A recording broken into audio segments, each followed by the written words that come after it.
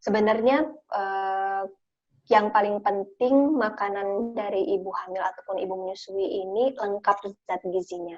Lengkap zat gizinya dia semakin bervariasi semakin baik. Bervariasi ini artinya kalau setiap makan harus ada nasi misalnya ya, harus ada lauk pauknya. Lauk pauknya ini misalnya tadi tempe, ayam ya lauk pauknya, kemudian buah-buahan dan ada sayur mayur seperti itu. Nah, makanan yang harus dihindari jangan terlalu banyak makanan-makanan manis ya. Karena tadi makanan-makanan manis ini biasanya orang kalau sudah makan makanan manis, akhirnya perutnya menjadi kenyang, akhirnya menjadi malas makan makanan yang zat gizinya lengkap ya. Misalnya dia berpuasa, kemudian berbuka dengan yang manis terlalu banyak.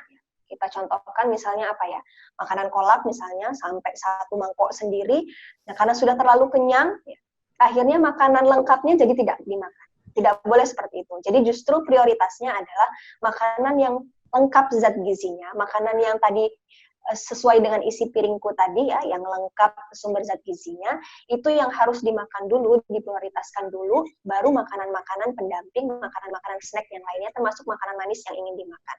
Tapi tidak boleh terlalu banyak ya, seperti itu. Jadi misalnya saya contohkan kalau pas berbuka, minum dulu air putih, kemudian misalnya makan dulu potongan buah apa saja ya boleh, kemudian boleh buah kurma, sholat dulu misalnya, baru kemudian makan makanan pokok. Makan makanan pokok atau makan makanan yang lengkap tadi zat gizinya berdasarkan isi piringku.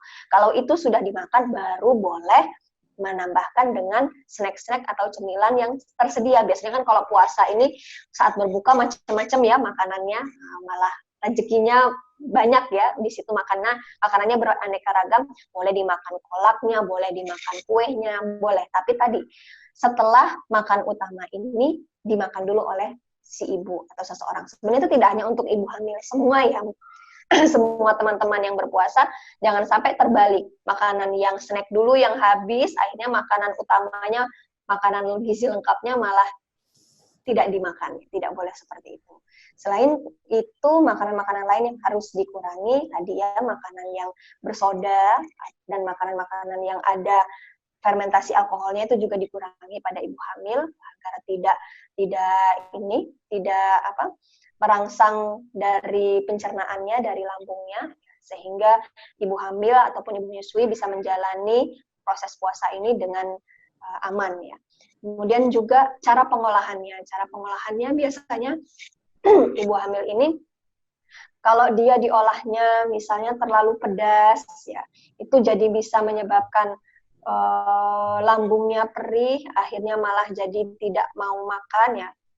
Jadi biasanya begini, ibu-ibu dengan kehamilan yang trimester ketiga itu kan bayinya sudah semakin besar, sehingga dia mendesak dari organ-organ pencernaan termasuk lambung. Sehingga kalau salah makan sedikit saja atau makannya terlalu pedas saja itu bisa merangsang dari lambungnya si ibu, akhirnya malah jadi tidak mau makan untuk makanan yang lain yang lebih lengkap zat gizinya. Jadi dipilih menu-menunya, jangan sampai terlalu merangsang pencernaannya si ibu, termasuk si lambung ini atau si asam lambung yang ada di lambung tersebut. Seperti itu. Jadi tergantung trimesternya juga ya.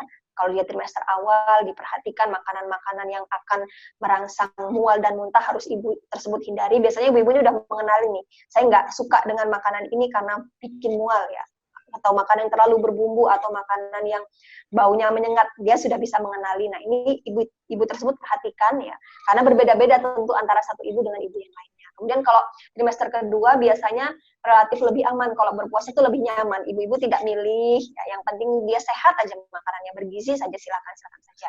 Kalau trimester ketiga ini tadi karena volume atau berat si janinnya semakin besar, dia mendesak organ-organ pencernaannya si ibu, jadi pemilihan menu dan konsumsi menu juga harus diperhatikan, jangan yang merangsang dari si pencernaan, akhirnya bikin ibu jadi tidak mau makan atau malas makan ya, karena pencernaannya terganggu. Seperti itu.